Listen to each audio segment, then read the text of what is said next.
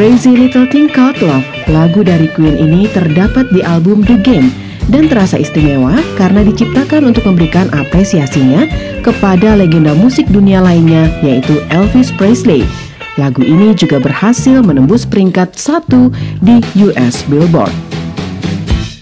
Gotta be cool, relax, get hit, get on my tracks, take a backseat, hitchhike, take a long ride on my motorbike till I'm ready, raise a little thing called love.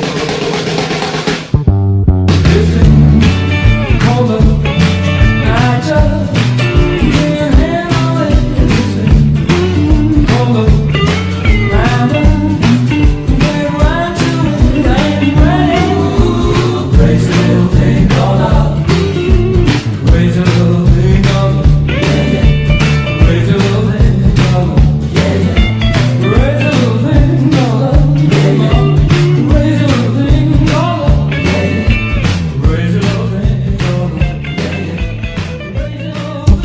Kanal Inspirasi 88,8 FM Pro 1 RRI. Terima kasih pendengar masih bersama kami di Pro 1 Kanal Inspirasi melalui FM 88,8, 99,5 dan juga 100,9. Sore hari ini Lintas Denpasar Sore bersama saya Indah Widiasari. Kita akan berbincang kembali bersama dengan Kejaksaan Negeri Gianyar dalam Jaksa Menyapa sore hari ini membicarakan tentang pentingnya vaksinasi dan penegakan disiplin protokol kesehatan sebagai langkah penanganan dari COVID-19 di Kabupaten Gianyar. Sesaat lagi tetaplah bersama kami. Jaksa Menyapa berjalan bersama. Jaksa Menyapa ada di tengah Anda. Sesaat lagi Anda mendengarkan dialog Jaksa Menyapa, kerjasama LPP RRI dengan Kejaksaan Republik Indonesia. Jaksa Menyapa, sahabat kita semua. Baik, pendengar sore hari ini saya sudah bersama dengan rekan-rekan dari Kejaksaan Negeri Gianyar. Seperti saya sampaikan tadi, kita akan berbincang tentang vaksinasi yang sudah masuk ke tahap kedua, kemudian juga penegakan disiplin protokol kesehatan sebagai langkah penanganan COVID-19 di Kabupaten Gianyar. Jadi sekali lagi kita masih dalam situasi pandemi COVID-19 dan tidak hanya Indonesia, dan sampai ke titik terkecil, unit terkecil pun tingkat desa saat ini sedang mengetatkan dari protokol kesehatan yang dikenakan oleh masyarakat sebagai langkah penanganan COVID-19. Terutama untuk Kabupaten Gianyar, kita akan bincang-bincang sore hari ini.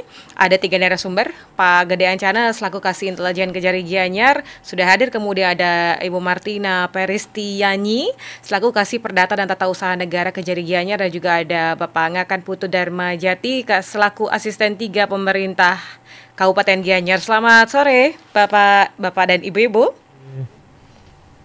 Halo, selamat sore. Selamat sore. Wow, luar biasa. Saya kedatangan 3 narasumber lagi, dan kita jumpa lagi Pak Gede Ancana. Selamat sore Mbak, Setelah salam sehat. Salam sehat. Setelah minggu lalu kita berbincang tentang bagaimana upaya untuk pengawasan dari dana PEN ya. Kita sekarang ke masyarakatnya ya. Kita ke masyarakat nih. Ya.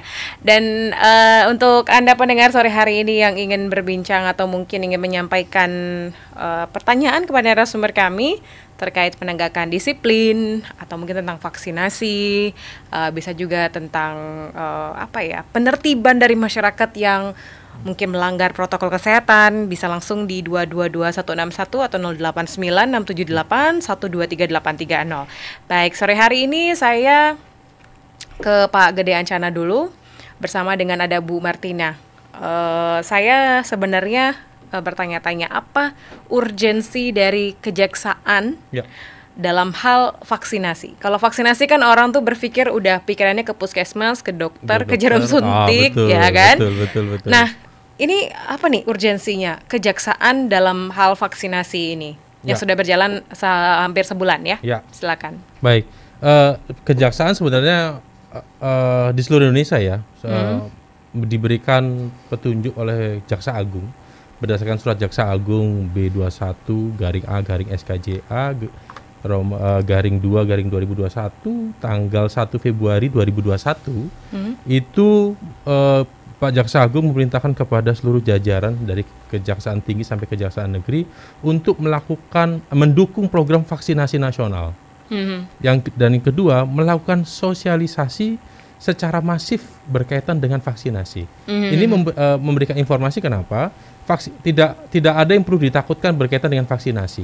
Baik itu berkaitan dengan pelaksanaannya, baik berkaitan dengan proses penyalurannya dan sebagainya itu kita kejaksaan turut ikut andil dalam program pelaksanaan vaksinasi tersebut. Jadi kita sebenarnya kejaksaan ini ingin ikut juga berperan serta mendukung suksesnya program vaksinasi nasional ke depan ini nanti. Oke, kalau lebih detailnya kan dari Kejaksaan Agung menyampaikan bahwa harus ikut turut serta gitu ya. Di bagian mananya sih masyarakat itu bisa melihat, oh ini ada kejaksaan nih terlibat gitu. Oke. Kita pertama ya ini kegiatan jaksa menyapa ini. Dalam arti kita memberikan pemahaman kepada sosialisasi sosialisasinya kita masuk. Kemudian kita berkoordinasi dengan pihak contohnya paling utama Satpol PP selaku aparat penegak peraturan daerah. Dalam hal ini peraturan bupati yang nanti mungkin secara lanjut akan dijelaskan oleh Pak Asisten 3. Peraturan Bupati nomor 56 tahun 2020. Itu berkaitan dengan bagaimana peraturan daerah ini diterapkan, apakah sudah memenuhi keadilan di masyarakat atau memang masih ada ketimpangan. Ini kan kita kan proses pengawasannya kan kita berkoordinasi secara linear ya. Bagaimana nanti sebagai bahan evaluasi nanti proses penerapan peraturan daerah itu sendiri. Oke. Pelaksanaannya, kemudian implementasinya itu juga penting ya. Oke, saya kemana dulu ya berarti ya?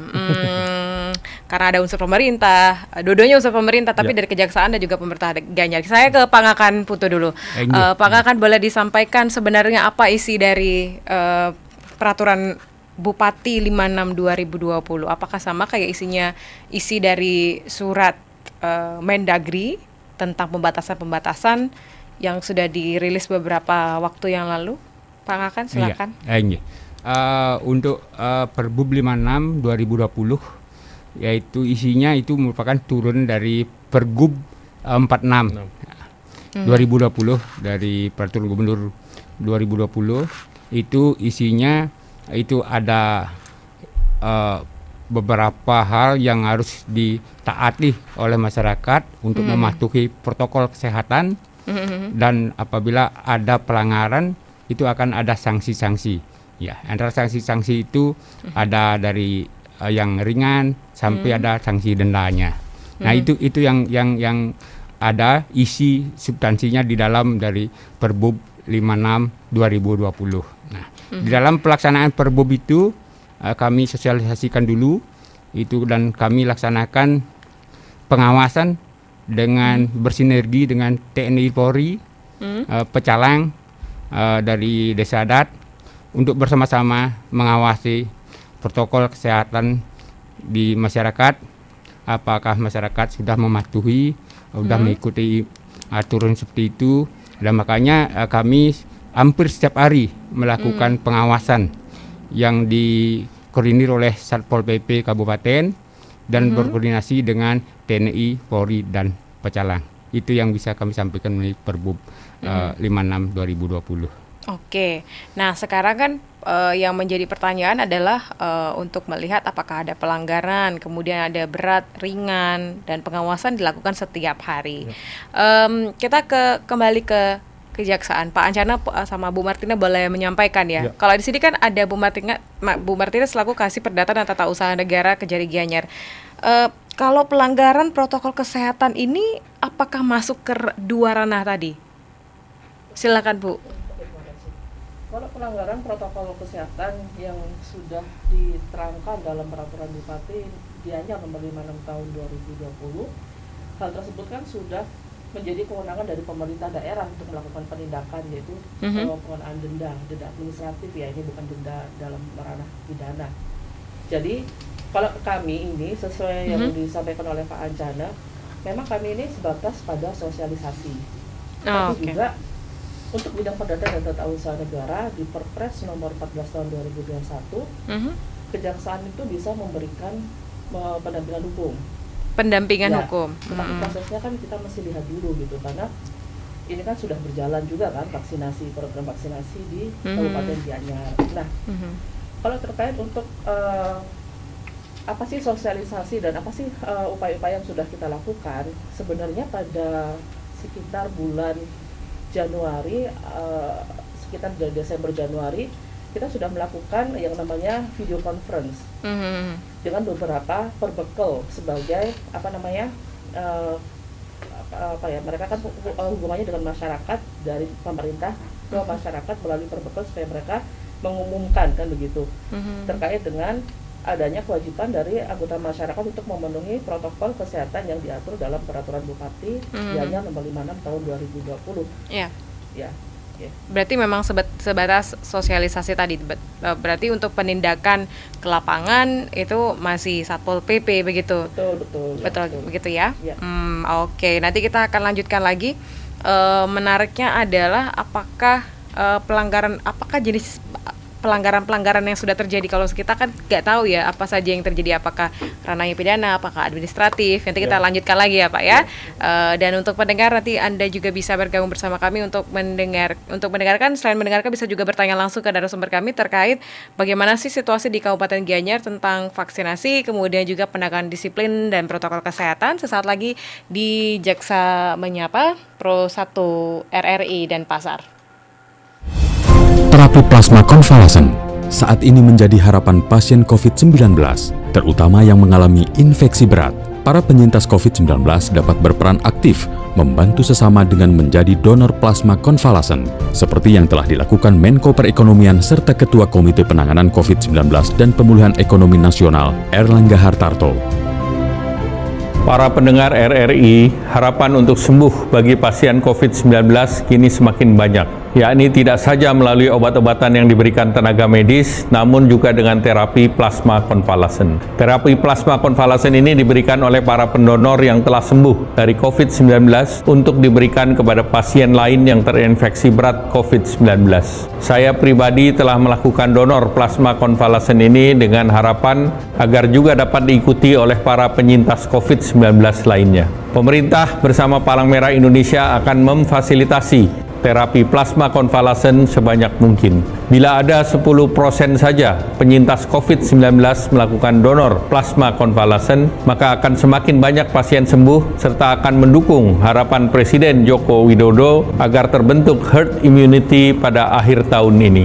Saatnya berbuat baik untuk sesama dengan menjadi donor plasma konvalesen.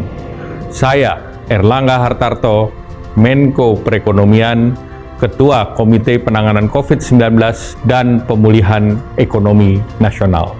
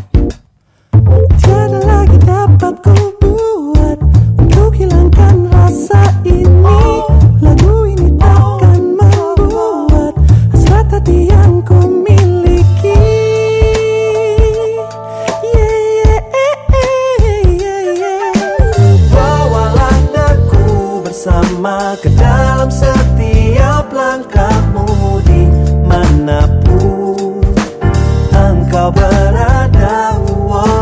Kangenanku pada dirimu tiada akan dapat ku obati tanpaku. Belai rambutmu ku cium pipimu dan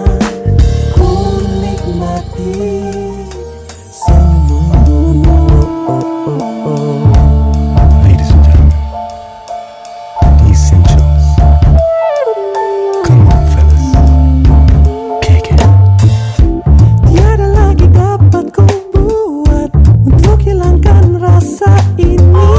Lagu ini takkan membuat hasrat hati yang ku miliki.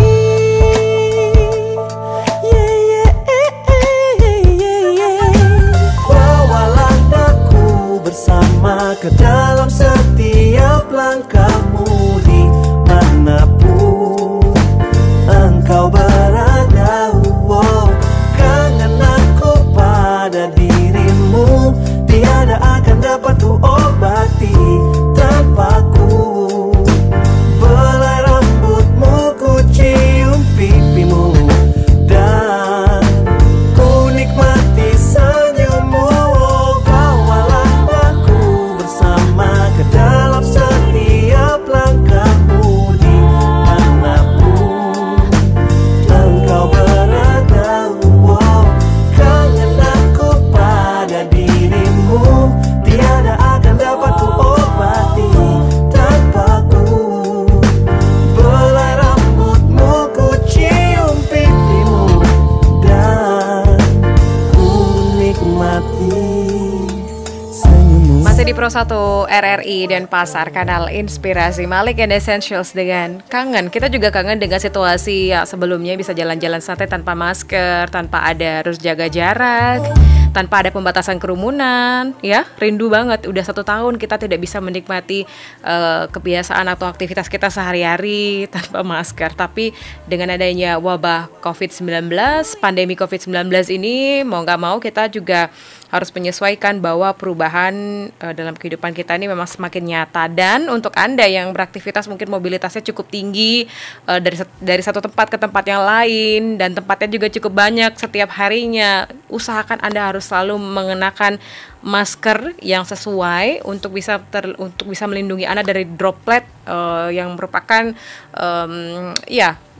bisa dibilang si cara untuk bisa menularkan itu dari droplet. Jadi jangan sampai Anda tidak menggunakan masker. Ketika tidak menggunakan masker atau mematuhi protokol kesehatan, ya tentu saja Anda akan terkena penegakan disiplin, alias ketika ada bisa dibilang ada pemeriksaan gitu ya, di jalan nggak pakai masker, wajar aja Anda ditangkap gitu, atau diberikan himbauan untuk tetap memakai masker. Tidak ada alasan lain ya.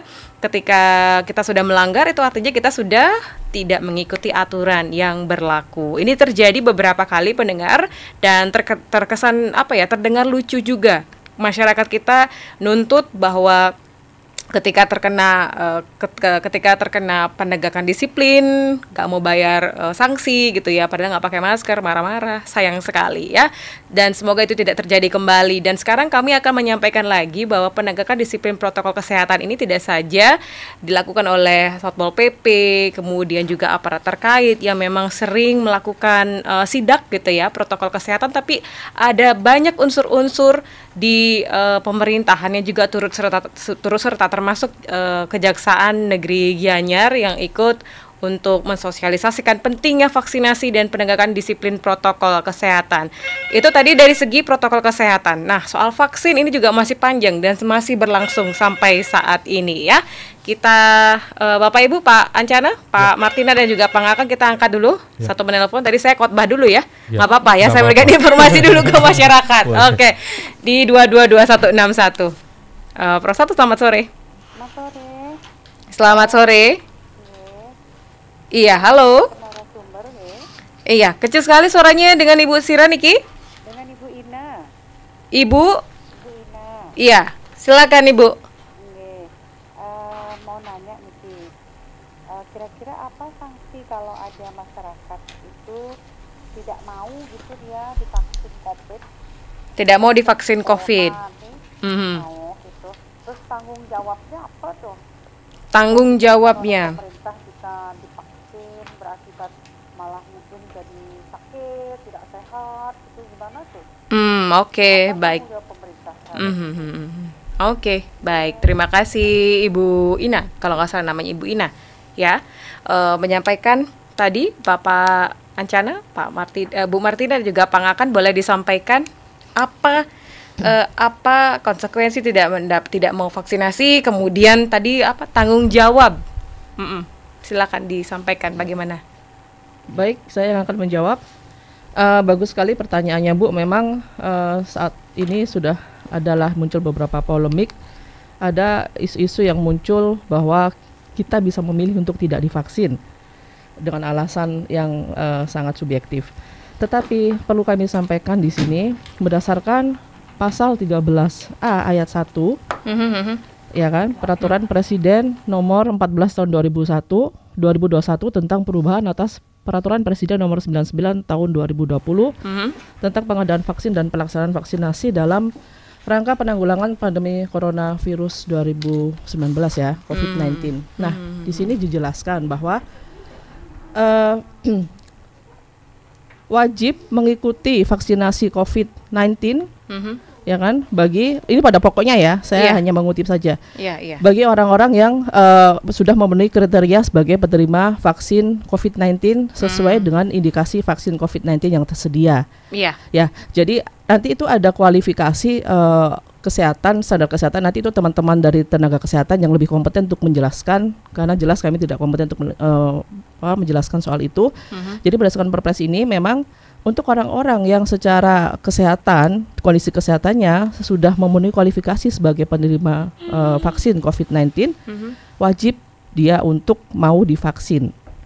Nah, apa sanksinya kalau tidak mau divaksin? Nah, ini di Perpres yang sama ada namanya sanksi administratif, berupa yang pertama penundaan atau penghentian pemberian jaminan sosial atau bantuan sosial.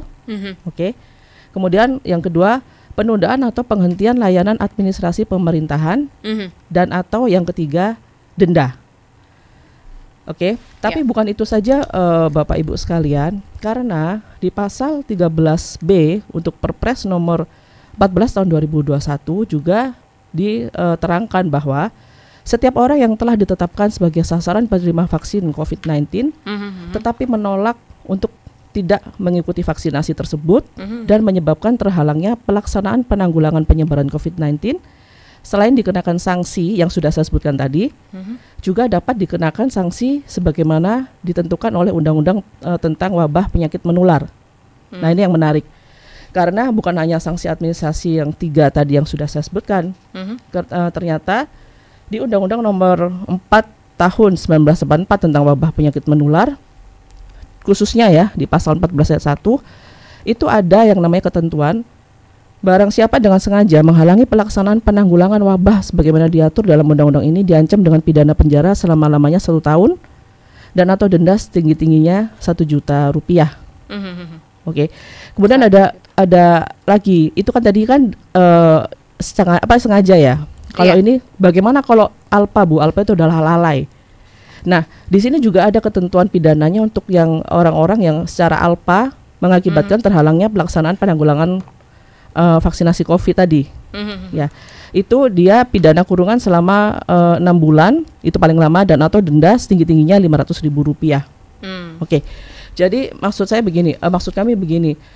Pemerintah ini kan sudah mengagendakan untuk melakukan vaksinasi COVID-19 itu untuk melindungi kita semua sebagai warga negara. Ya, jadi kenapa sih kok harus dipaksa, yaitu tadi untuk melindungi masing-masing, karena kan kita bisa tidak tahu kondisi kesehatan kita di luar sana, apakah kita merasa sehat tapi ternyata kita bisa jadi OTG, kan begitu. Nah, jadi sudah ada ketentuan dari apa sih sanksi administrasi dan jungto dari Undang-Undang nomor 4 tahun 84 tentang wabah penyakit menular, itu ada pidananya. Terima kasih. Oke, sudah jelas ya Bu Ina bahwa ketika menolak vaksinasi itu akan ada denda, penundaan bantuan sosial, kemudian juga ada hukuman pidana ya. Kalau itu memang mangkirnya secara disengaja, sengaja maupun tidak disengaja. Nah, ini pertanyaannya berlakunya mulai kapan, Bu? Kalau misalkan nih sekarang tenaga kesehatan nih ada yang menolak begitu, misalkan sekarang kan masih berlangsung, itu kena juga kah dengan peraturan ini atau nanti untuk tahap kedua kan besok ini mulai, apakah mulai besok ini diberlaku, gimana Bu? Oke. Peraturan Presiden nomor 14 tahun 2021, jungto Peraturan Presiden nomor 99 tahun 2020, jungto Undang-Undang nomor 4 tahun 1944, itu kan suatu peraturan perundang-undang, suatu peraturan perundang-undangan yang mana berdasarkan Undang-Undang nomor 12 tahun 2011 itu memang harus dipatuhi. Ya. dan itu mengikat warga negara, seluruh warga negara.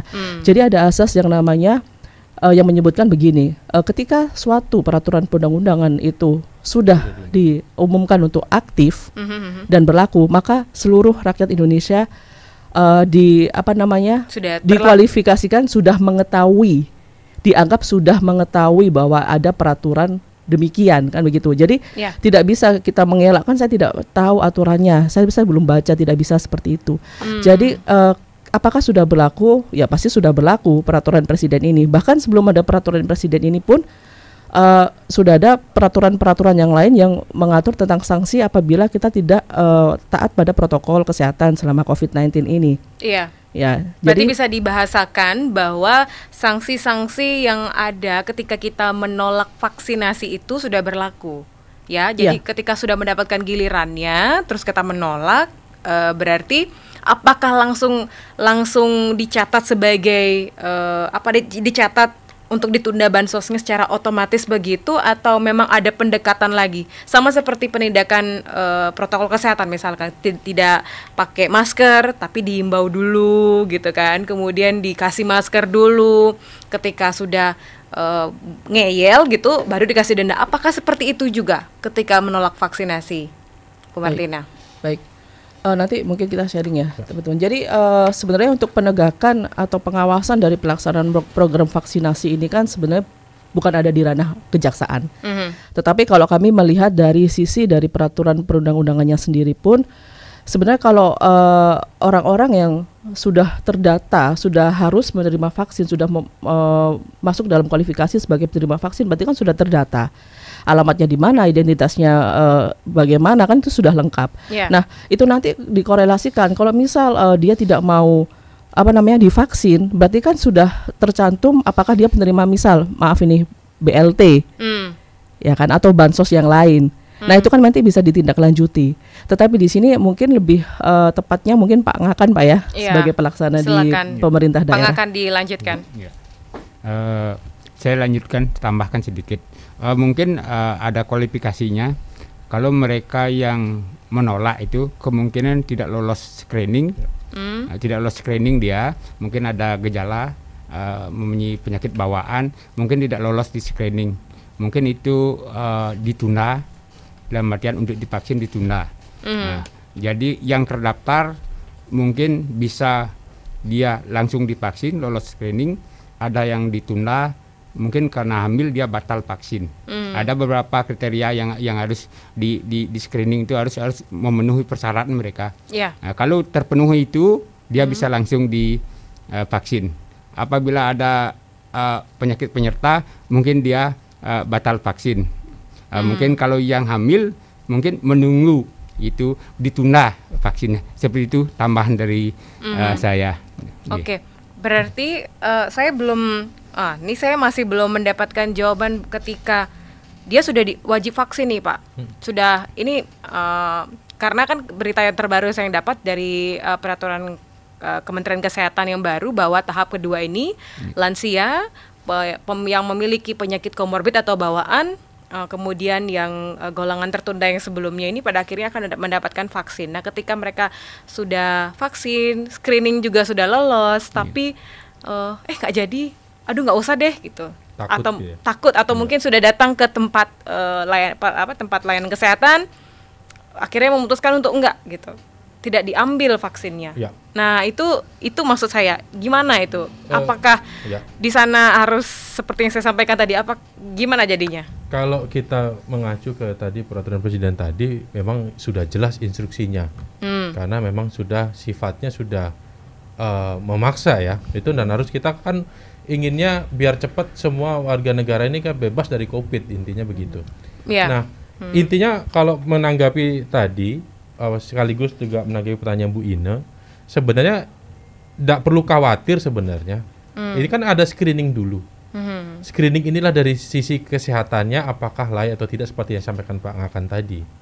Nah, saya paham kenapa beberapa masyarakat punya ketakutan sendiri atau fobia tersendiri, mengingat beberapa setelah kejadian vaksinasi pertama yang diawali oleh Pak Presiden, kemudian selanjutnya, kemudian ada beberapa setelah vaksinasi kok muncul gejala. Iya, Kenapa COVID. kok setelah vaksinasi di luar negeri kok begini-begini? Nah, disitulah sebenarnya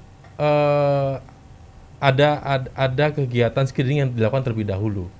Jadi, kalaupun pihak kesehatan saya yakin tidak mungkin sangat gegabah ataupun ceroboh menyatakan bahwa seorang ini layak untuk divaksin atau tidak. Karena melihat juga tadi penyakit penyertanya, penyakit bawaannya dan lain-lain. Jadi pada dasarnya sih itu sih, Mbak. Oke, sifatnya wajib dan Wajib, memaksa ya. Iya. Karena memang Presiden sampai bilang kalau nggak vaksin berarti ada yang ditunda bantuan sosialnya. Iya. Ini satu pertanyaan baru masuk Pak Ngakan, Pak Ancana dan juga Bu Martina. Ini dari Ibu Lina di Gatot Subroto. Selamat sore Bapak Ibu narasumber. Tadi disebutkan bahwa ketika menolak vaksin bisa didenda hingga 1 juta rupiah. Iya. Dana itu akan dikemanakan ya? Pertanyaannya ke situ. Iya. Ya, boleh mungkin bisa ditanggapi atau kalau misalkan memang tidak tahu nanti di mana posisinya boleh disampaikan juga. Boleh. Oke, untuk peraturan Bupati nomor 56 tahun 2020 memang ada denda ya untuk yang tidak memakai masker. Kalau saya ini nggak pakai masker tapi karena kan jaraknya sudah physical distancing. Jadi untuk yang tidak memakai masker untuk warga masyarakat sudah dilakukan ya di Kabupaten Gianyar ya Pak ya. Kebetulan saya juga sudah mengetahui waktu itu kebetulan lewat. Itu ada denda yang namanya Rp100.000 Pak ya jumlahnya ya. Oh, yang pendidikan disiplin yang Pendidikan di baik, lapangan ya. ya baik. Tapi kalau ada juga ini bukan hanya warga masyarakat aja, tapi badan usaha, bahkan untuk kantor-kantor pemerintahan seperti kantor kecamatan misal, kantor kepala desa yang tidak menyediakan misal wastafel cuci tangan, kemudian tidak menyediakan yang namanya hand sanitizer untuk pemenuhan protokol kesehatan itu dendanya 1 juta. Nah, dikemanakan uang itu? Seharusnya kalau pertanyaannya dikemanakan uang itu bukan saya yang menjawab, tapi Pak Ngakan. Tapi nggak apa-apa. Gini, jadi saya akan menjawab. Seharusnya uang dari hasil denda itu kan masuk dari yang namanya PNBP Pak ya. Gitu. Jadi PNBP itu ya, adalah pendapatan negara bukan pajak. bukan pajak. Ya, jadi itu masuk ke kas daerah. Baik. Ya, itu seharusnya seperti itu kalau berdasarkan peraturan, gitu. Tapi mungkin Pak Ngakan bisa menambahin. Boleh, silakan Pak Ngakan. Betul apa yang disampaikan dari Ibu Kasidatun tadi. Memang kita di Gianyar sudah menerapkan di samping ada sanksi-sanksi yang bersifat fisik, ada juga denda yang seperti disampaikan tadi. Itu memang sudah ada yang bayar denda 100.000. Kalau memang usaha ada yang kena 1 juta. Itu memang sudah dianukan ke kas daerah memang. Memang sudah masuk ya Pak ya? Iya, ke kas daerah memang itu. Oke. Itu dari hasil dikumpulkan dari hasil sidak-sidak itu oleh Satpol PP dan itu ranahnya masuk ke seperti apa yang disampaikan Ibu Kasidatun tadi. Itu sudah seperti itu. Tambahan sedikit Mbak Indah. Iya, silakan Pak Ancana. Kemarin tuh memang dari hasil sidak dan hasil rapat koordinasi kita dengan pemerintah daerah, kejaksaan daerah juga dihadiri oleh pihak Polres. Temuan sidak itu Satpol PP kalau tidak salah sekitar 5 juta. Ya. 5 juta yang didapat dari para pelanggar protokol kesehatan. Coba bayangin, Mbak. 5 juta coba. Agak lucu ya di tengah pandemi orang benar-benar selektif banget untuk ngeluarin uang.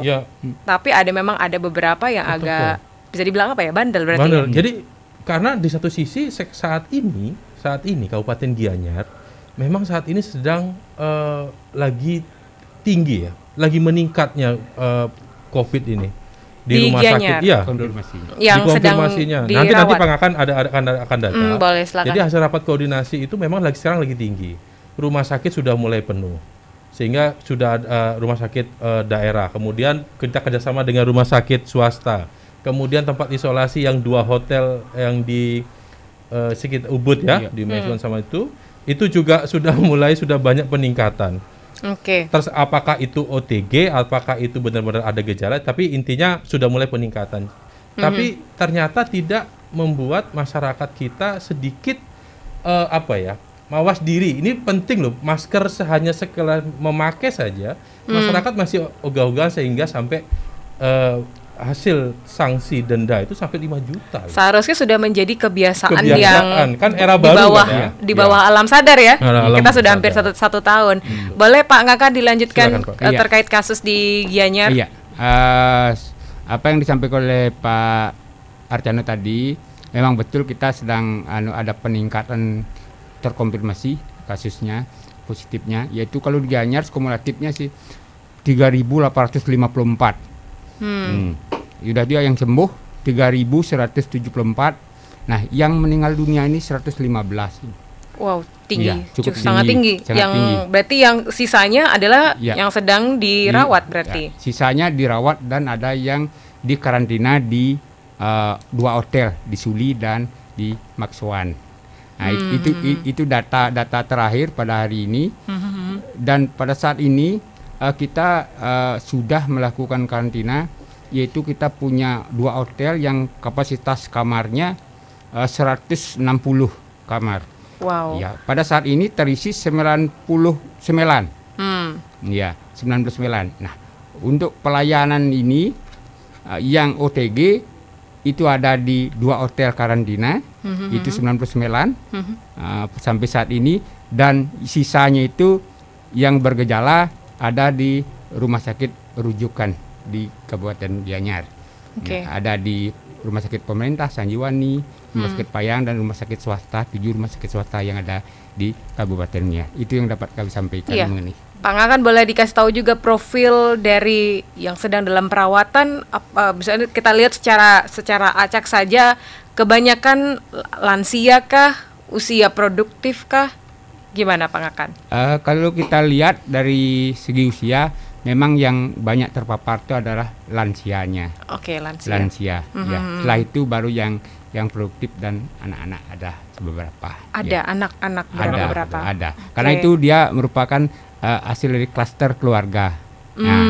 Iya. Baik, nanti kita akan lanjutkan lagi klaster keluarga yang menjadi menjadi isu yang cukup besar juga di Provinsi Bali dengan adanya upacara adat, kegiatan-kegiatan masyarakat yang memang sulit untuk kita monitor setiap saat.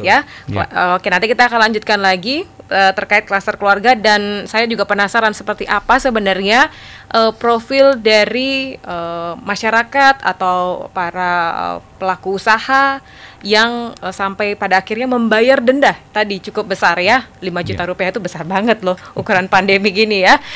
Nanti kita akan lanjutkan lagi di sesi berikutnya. Tetap bersama kami pendengar di Jaksa Menyapa sore hari ini di Pro 1 RRI Denpasar. Pada era pandemi COVID-19, sektor UMKM adalah tulang punggung ekonomi yang tetap bergerak dinamis. Pemerintah pun memberi dukungan penuh bagi sektor UMKM ini, seperti yang disampaikan Menko Perekonomian Erlangga Hartarto, yang juga Ketua Komite Penanganan COVID-19 dan Pemulihan Ekonomi Nasional.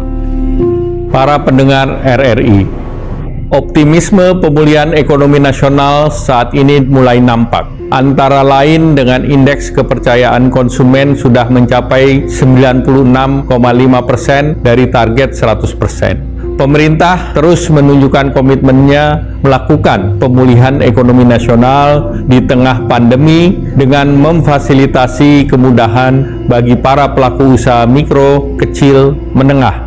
Pada tahun 2021 ini alokasi plafon kredit usaha rakyat ditingkatkan menjadi 253 triliun rupiah. Pemerintah tetap memberikan subsidi bunga sebesar 7,6 triliun sehingga para pelaku UMKM hanya perlu mengangsur bunga kredit sebesar 3% selama 6 bulan.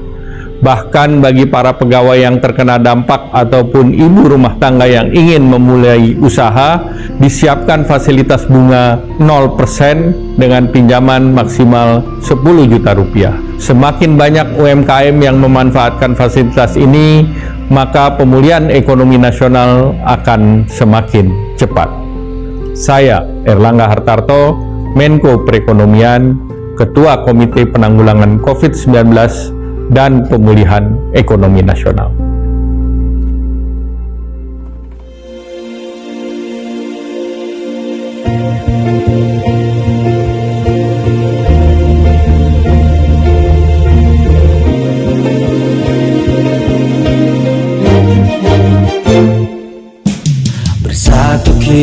maju, membangun komitmen baru, sehati menjaga diri demi kejayaan institusi.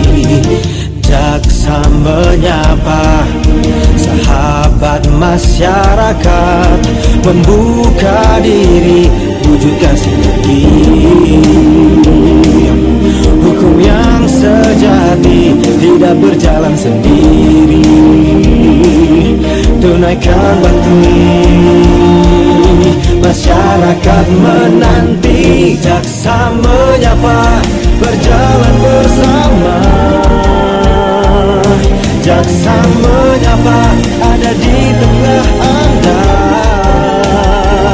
Tinggalkan masa lalu, sambutlah era baru. Jaksa menyapa, sahabat kita semua.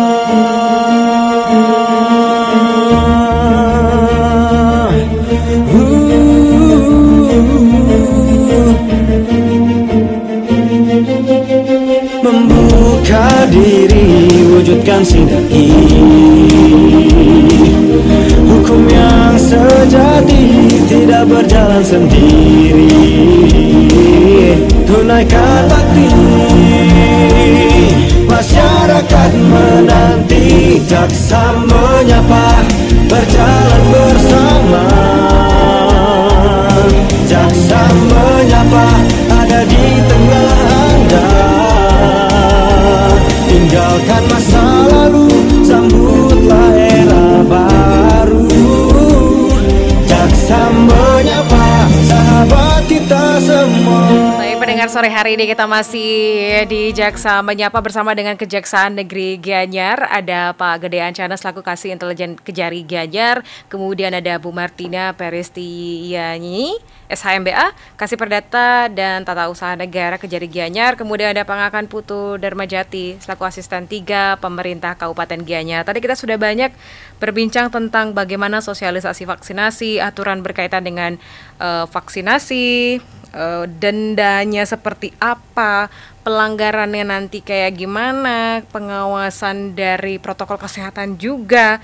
Kemudian tadi juga disampaikan kasus yang cukup tinggi di Gianyar. Kalau kita tahu Denpasar tinggi, di Gianyar juga tinggi. Tadi ada secara kumulatif 3.854, kemudian yang sudah sembuh 3.174, yang meninggal 115, dan sisanya itu dalam perawatan karantina dan juga isolasi mandiri. Nah, di sesi ketiga ini kita akan berbicara tentang bagaimana bisa mengontrol klaster upacara adat. Ini yang menjadi isu cukup besar ya di Provinsi Bali, termasuk juga di Gianyar. Kemudian bisa disampaikan juga bagaimana profil-profil masyarakat, alasan-alasannya kenapa bisa melanggar, tidak disiplin protokol kesehatan. Saya mungkin ke Pak Ngakan dulu sebagai perwakilan pemerintah tentang klaster masyarakat upacara adat tadi. Pak Ngakan, silakan.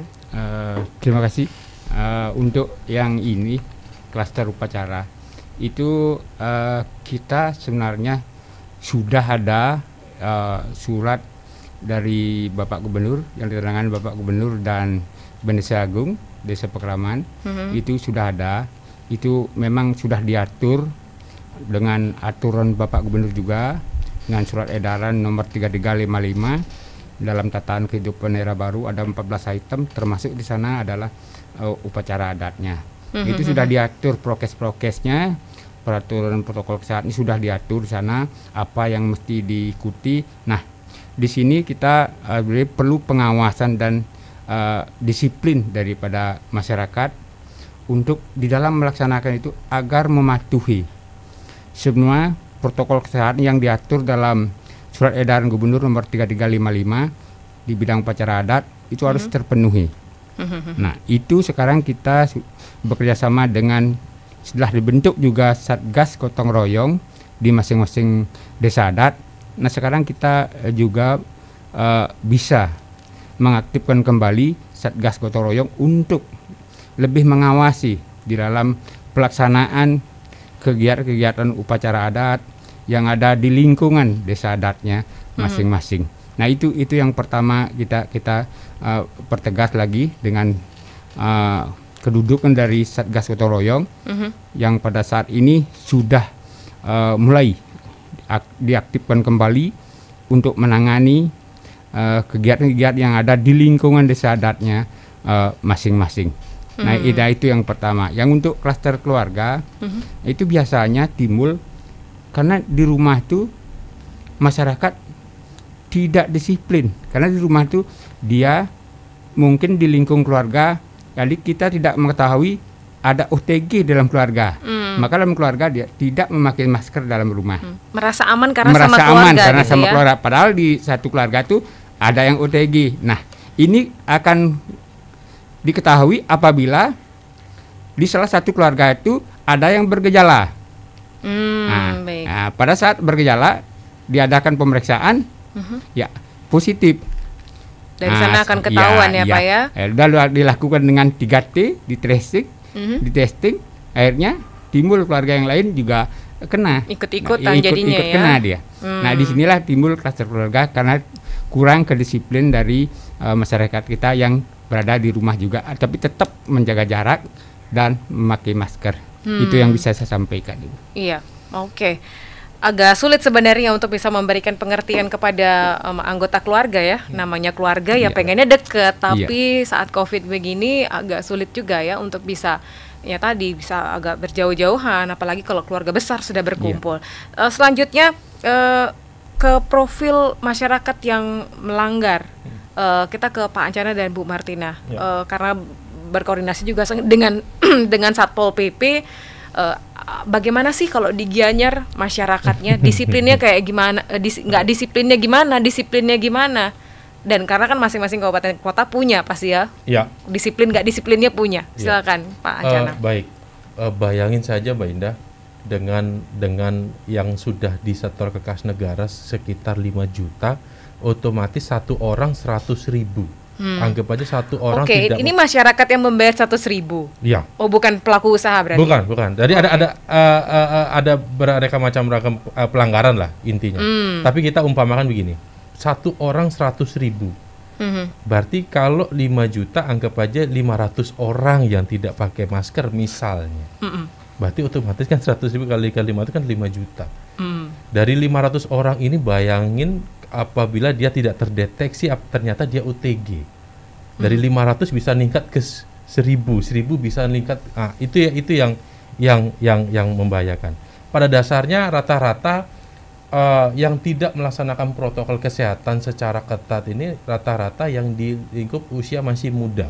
Masih muda. Oh, sayang sekali. Jadi ya? kadang-kadang hanya pada saat penindakan misalnya hanya diturunkan saja masker di dagu, tidak dipakai, itu kan sangat membahayakan juga. Apalagi kalau berkumpul sama teman-teman, berkumpul di satu tempat, teman-teman kan kita nggak ada yang tahu mana yang OTG. Kecuali kita pada saat berkumpul kelihatan ada teman yang batuk, nah itu baru kita sudah pikiran kita udah was-was. Coba bayangin yang tidak ada gejala. Ternyata pada saat dilakukan pemeriksaan mereka punya gejala. Itu yang kita harus waspadai.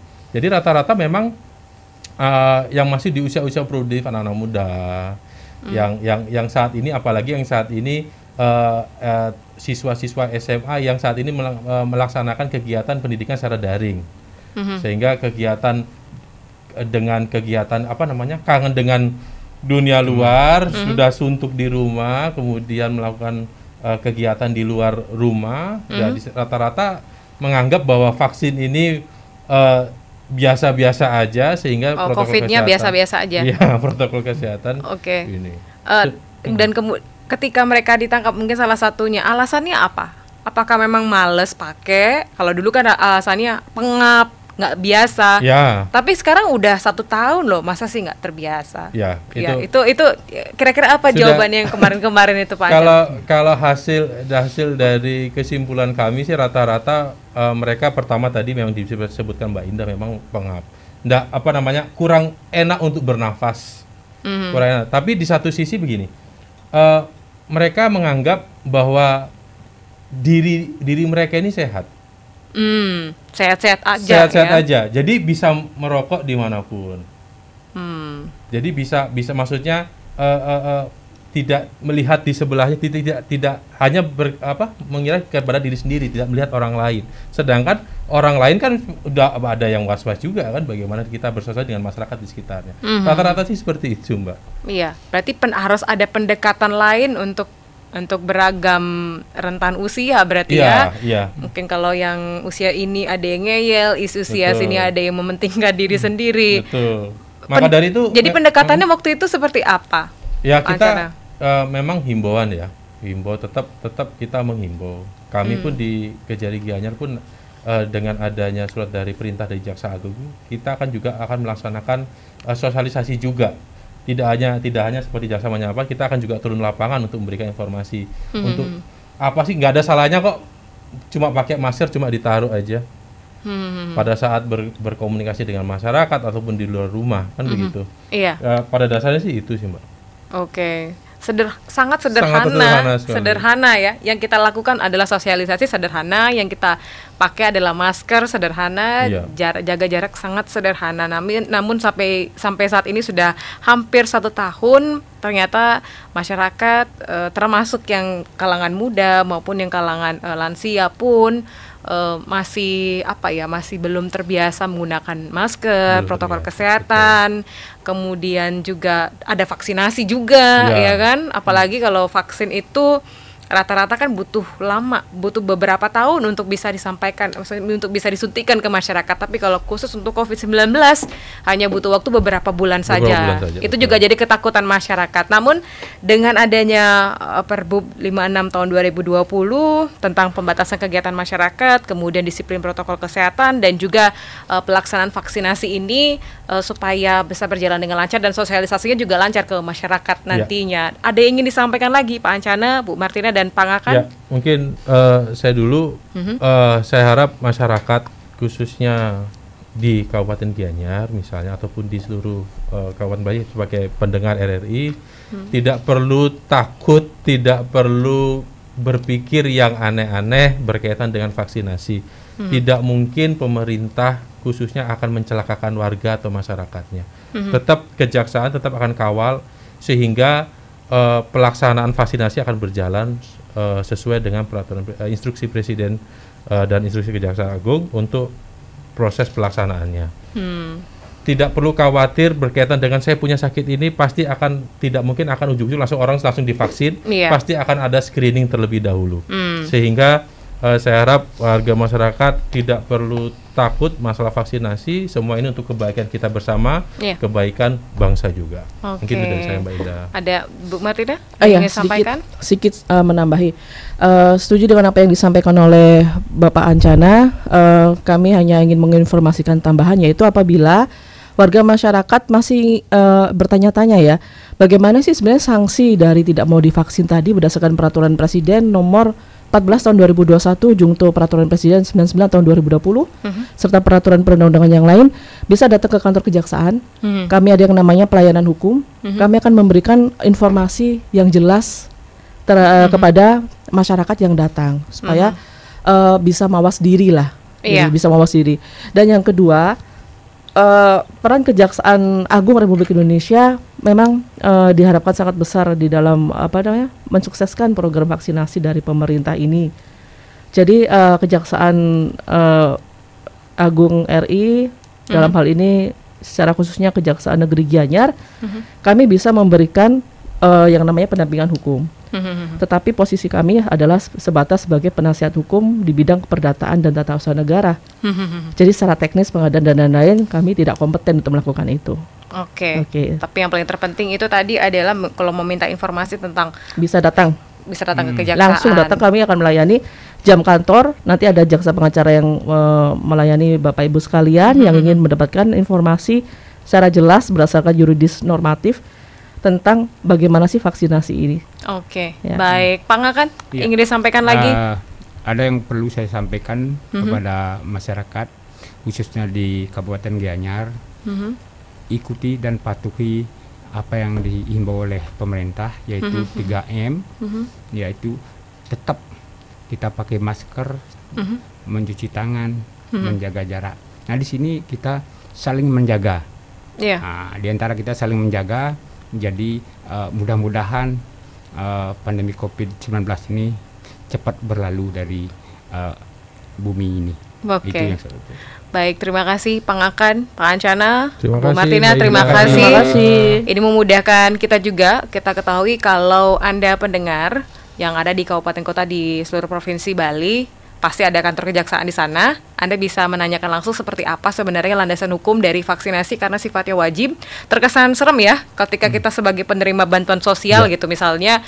Kalau nggak mau vaksin, betul. nggak bisa dapat bansos. Waduh, gimana tuh ya? Bisa langsung nanti datang ke kejaksaan, kantor kejaksaan masing-masing kabupaten kota. Kalau untuk ke Gianyar, ke Kejaksaan Negeri Gianyar ya. Baik, terima kasih sekali lagi Pak Ancana, Bu Terima Martina, kasih, Pak Ida. Pak Akan. Selamat sore. Selamat Kita sore. akan berjumpa di Jaksa Menyapa selanjutnya. Jaksa menyapa berjalan bersama.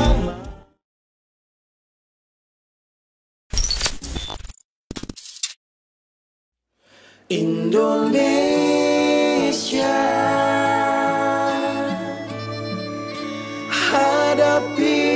hadapilah dengan tulus dan ikhlas. Ini pasti berlalu. Indonesia.